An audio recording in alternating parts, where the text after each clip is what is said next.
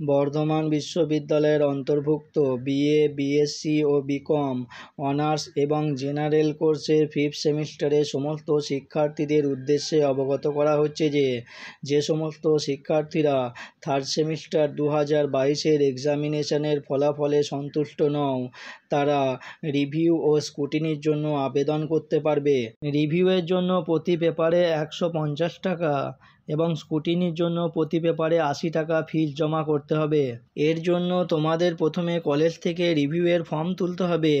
তারপর ফর্মটি ভালোভাবে ফিল আপ করে থার্ড সেমিস্টারের মার্কশিটে জেরক্স কপি সেলফ অ্যাটেস্টেড করে ফিস সহ জমা দিতে হবে। এই সমগ্র প্রসেসটি 16/1/2024 থেকে 30/1/2024 তারিখ পর্যন্ত চলবে।